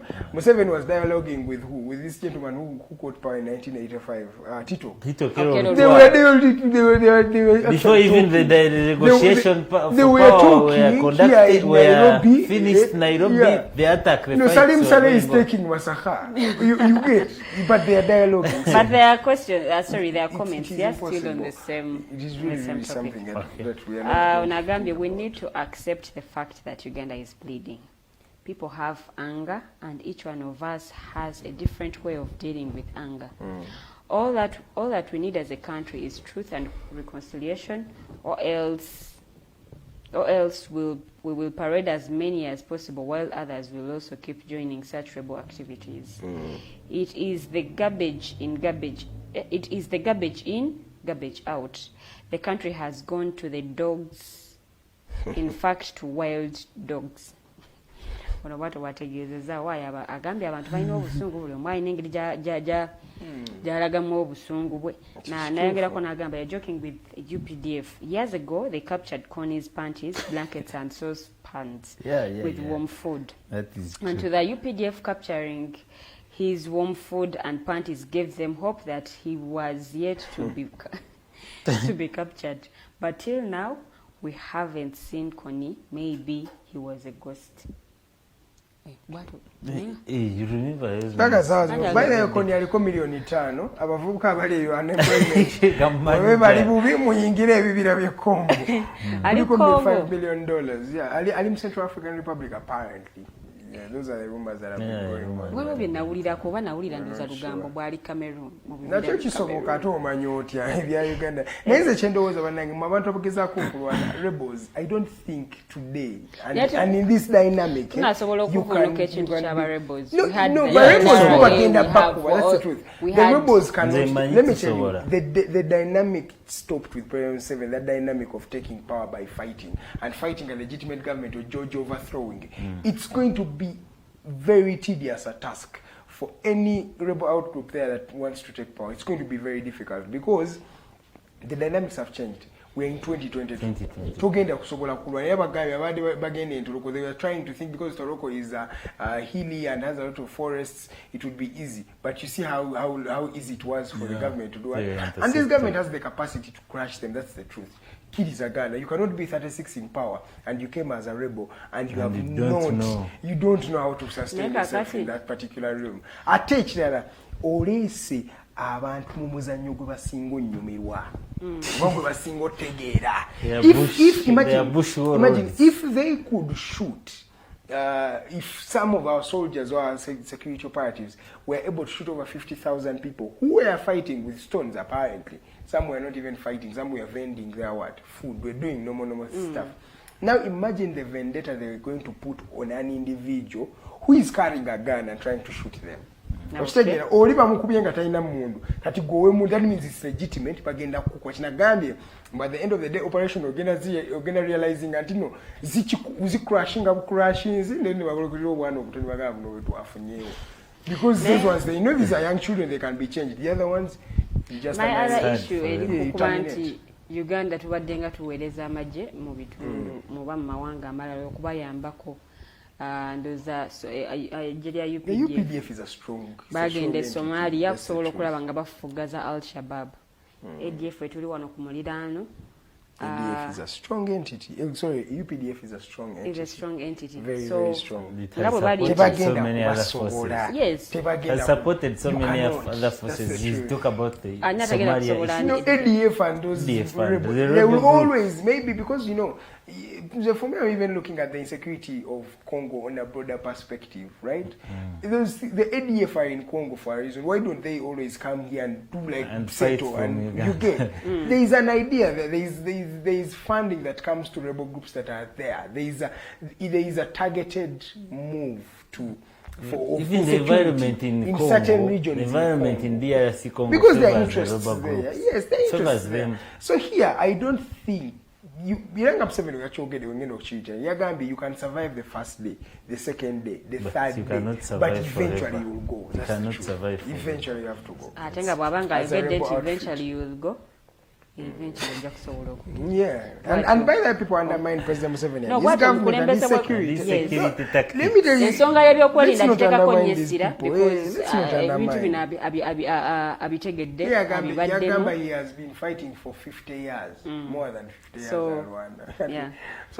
I think Edgar knows to concluding because akadde kipasowozeseza naye waliwo zino comments ezasoose about the first discussion we had on Yagambi talk about those people that eat things like eggs, genus while in public means and stuff smell for us.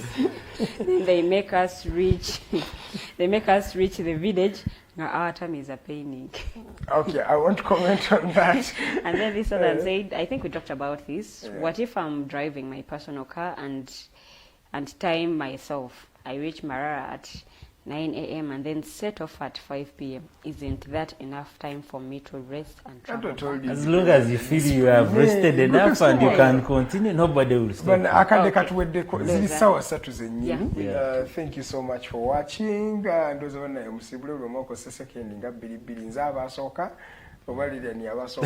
Ladies first. Okay, twagala okwebaza mwenna abatambudde naffe okuva ku ssaawa emu paka ssaawa 3. Njagala okubeebaza mwenna abatambudde naffe okuva ate omwaka gye gutandikidde okutuukira ddala wano we tutuuse nga tugenda okuba nga ate tuwunzika 2022. Atasobodde kubanga wachivinga goals zo munnange 2023 weeri, so gezaako nnyo okulaba nga ate otuukiriza ebyo bwewali oyagala okubanga okola mu mwaka guno. Togwamu maanyi, sigala nga ate opushinga, sigala nga ogenda maaso. Ekyokugwamu amaanyi si solution, wabula kusigala nga ate ogezaako. Tomanya ebintu bisobola okubanga bitereera gye bujja mu maaso. Mbagaliza Ssekukulu ennungi, nze Omumbejja Luwedde Lilian, tusinkana omulundi ogujja. Mweraba. Kazo gato. Yes. Thank you, our viewers who have been with us since we started, and we don't take that for granted. Yeah. We are so humbled, and we appreciate whatever efforts you put, the resources, the support, in so many other ways. But then to add is that my advice would be that if you have not achieved the goals you set for this year, that's not the end of the story. We still have so many years to live and live and live. What is important is that where you have failed and you feel you are breaking, you just pick up yourself, continue, keep moving, and ebirungi biri mu maaso, as so many say. And I want to wish you a very, very Merry Christmas, Happy New Year 2023, and I hope that New Year should come with great memories, great achievements, and yeah, live your life so well, responsibly, and be mindful, be supportive to one another, and help one another in so many ways that you can. And I wish you a very good day, and God bless you. All right, thank you so much. Ze nangeloza kanyongereko eddoboozi lyange ku bigambo ebyogeddwa bano abantu nti mubadde balungi nnyo okuva omwaka guno gwatandikidde paka olunaku luno. Thank you so much for tuning in. Nze ndowooza abagamba goals, ebintu bya goals ebyo biri complicated. For me, I think just try to be better each and every day. Buli lunaku oluziba beera ko kyokola ekyenjawulo okusinga ku kyejjo. Ate n'ekirala goals zino ebintu bye bayita goals, nze ndowooza break them down.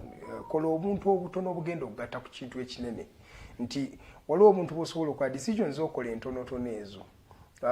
Osomyeyo akatabo kamu, otereseyo nusu 10. Those small things, they actually add up and they become bigger.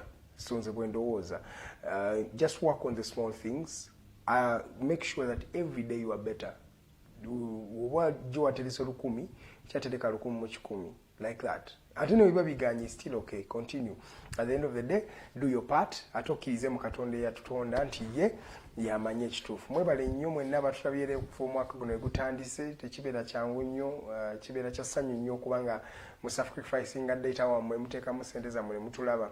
Naffe tetutwala nga kitono nnyo. Era omwaka ogujja tukyayongera wano, tukyabawo ebintu ebirungi bingi, tukyabawa shows endala, era muzisuubire mweyagale. So mwebale nnyo. Nze nja kukomawo ku lunaku lujja kuba lwa Monday, nja kuba Boxing Day ndowooza, nja kubeera wano tunyweemu nammwe, naye paka weekend wenaggwerako temugenda kundabako. Olunaku lwenkya tulina show era Mighty Drive ejja kubeerawo wano ku ssaawa emu paka ssaawa 3. Omwami Arnold Mukozi Anthony ajja kubeerako.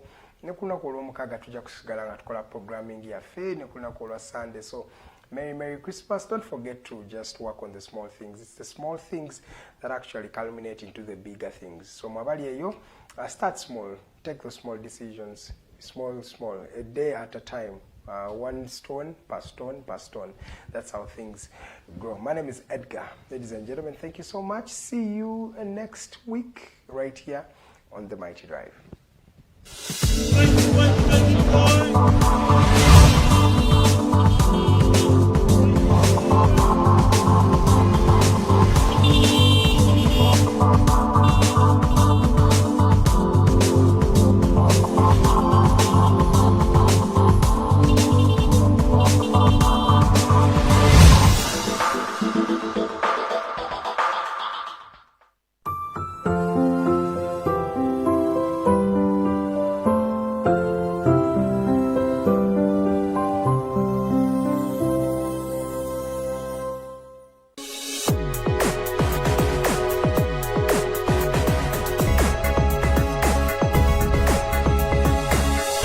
Alternative Digitalk.